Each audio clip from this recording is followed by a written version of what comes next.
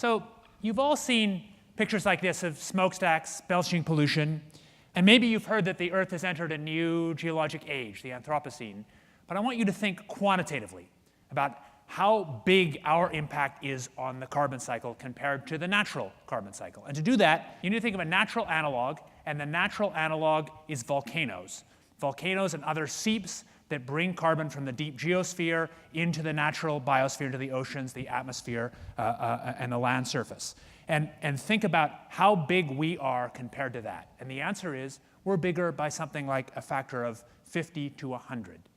And that human impact on the carbon cycle, not a perturbation, but a giant force, will make climate change faster than we've seen it in geologic history. It'll make climate change of the scale we saw in the Paleocene Eocene more than 50 million years ago when there were alligators in the high Arctic. That climate change is unavoidable unless we bring net emissions to zero. But I'm going to tell you about some other technologies, oddball ideas, that could help us limit the risks and perhaps reduce them in a way we couldn't do by cutting emissions alone. There are really two ideas here. One of them is solar geoengineering, the idea that we can deliberately make the planet more reflective, partially cooling it and reducing climate change, offsetting imperfectly and impermanently some of the climate risks from accumulated carbon dioxide. And second, I'll tell you about carbon geoengineering, the idea that we could actually reverse the geologic cycle, taking carbon out of the active biosphere and putting it back into the geosphere. Those two ideas in combination, I will argue, allow us to do something new that we cannot do with emissions cuts alone. So let's think a little bit about the implications of this.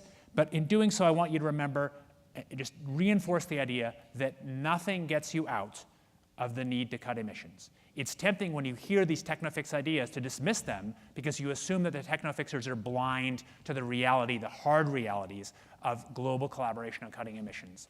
But I and others like me are not. So how would this actually work? You would need to to increase the global reflectivity of the planet by something like 1%. How would you do that? You need a mirror 1% the size of the planet. That's a mirror that's roughly as big as this. And I'm going to tell you, and we're quite confident about this, that you can build such a mirror with current technology cheaply at a cost 1,000 times less than the climate damages. You should think that that's completely absurd. But it's not. And the way it works is it relies on the physics of scattering from very small droplets, like the small droplets in clouds. So many of you will have seen a cloud appear out of a clear blue sky. The water vapor that's there making the cloud is the same as the water vapor that was there in the clear sky. The reason you can see the cloud is water is much more effective at scattering sunlight when it's in tiny droplets, say a micron across. Much more effective than it is, say, when it's in mylar film. You could put water vapor in the stratosphere, but that wouldn't work because the stratosphere is very dry. So what in practice the mainstream idea people think about is putting sulfuric acid, a pollution, into the stratosphere where it would reflect away some sunlight. And the only reason that we use sulfuric acid is simply that it holds the water vapor there, that it doesn't evaporate. I and other colleagues have thought about more advanced ideas like nanodiamonds, which might be better. They might have less effect, for example, in heating the stratosphere or destroying the ozone. But all these things work simply by reflecting away some sunlight. And the underlying reason why it's doable and appears to be doable cheap is that the amount of material needed is very small, and that's because the mirror is effectively very thin.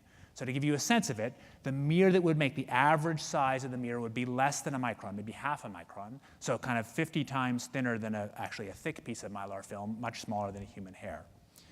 This would be done by lofting sulfur or other compounds into the stratosphere, and that actually can be done easily. It turns out it can be done with commercial aircraft technologies or commercial off-the-shelf technology. If you wanted to cut the rate of global warming in half 50 years from now, it would take you, at the beginning, none, and then you gradually build up to something like 50 aircraft in 50 years, flying from 1 or 2 bases. So whether it's a good idea or a bad idea, there are very real risks and serious challenges of how you would control these technologies. It's clear that you can do it pretty easily. Carbon geoengineering is very different and fundamentally harder because it requires us to deal with much more material. So we are now putting into the atmosphere some 36 billion tons of CO2 a year. That's sort of hard to visualize, but it's 5 tons per person. It's larger than any other flow of mass humanity manages.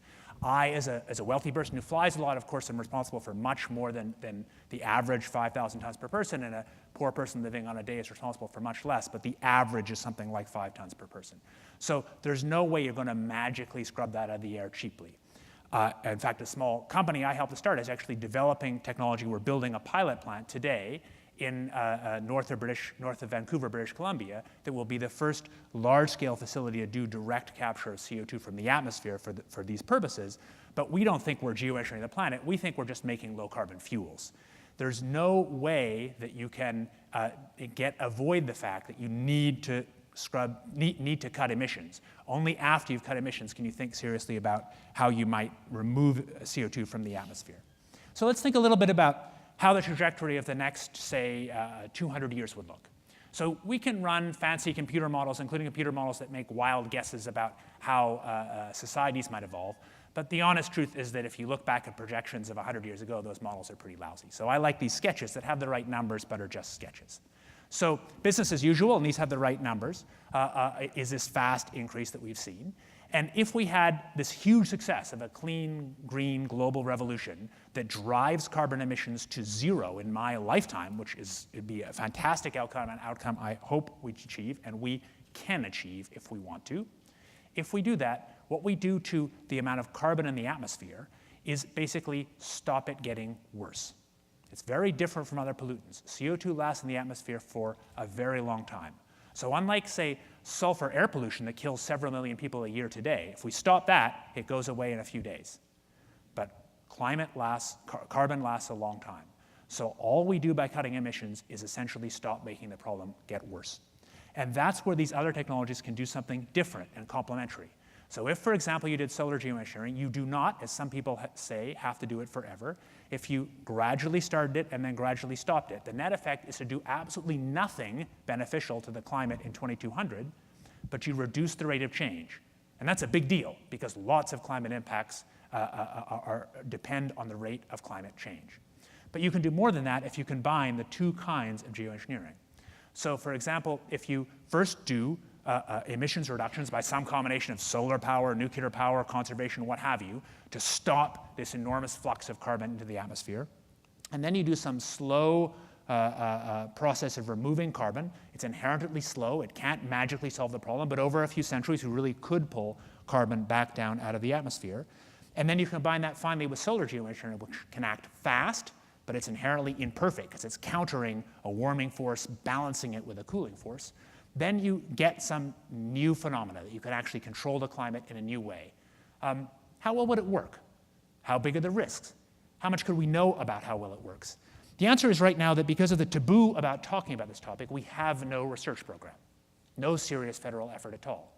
So here is an example of a research effort being developed by I and colleagues at Harvard who do stratospheric science. And this would release a small amount of material in the stratosphere and measure some of the key chemical reactions that determine the ozone loss risks. This may or may not be a good idea, but what's clear is it is safe. And what that tells you is we could learn a lot by scientific experiments if we actually did them. So this experiment would release something like 100 grams of material into the stratosphere, about as much sulfur as is released by 1 minute of flight of a conventional aircraft in the stratosphere today. So whether or not we learn a lot, and we certainly won't learn everything and won't remove all uncertainty, that can't be done, we will not be dangerous.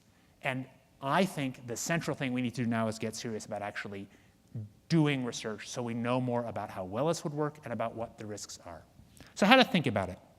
A simple, conventional answer is Al Gore's answer, that it's utterly mad to even talk about this. And it's that answer that's made the taboo that's blocked research on this topic, even though we've known about it for decades. Another increasingly popular answer is that it's a bad idea whose time has come. I think both these answers have some truth, but they also miss the fact that this allows us to do something fundamentally new.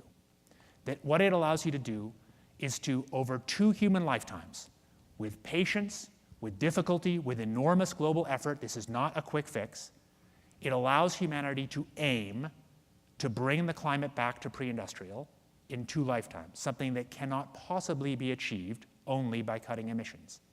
That is a new environmental possibility, not a guarantee, but a possibility enabled by these technologies. And that, in turn, could enable our descendants to have more ability to see beautiful ice, to see animals that depend on it, to see things like this berg that I photographed from a kayak in Antarctica. Thank you.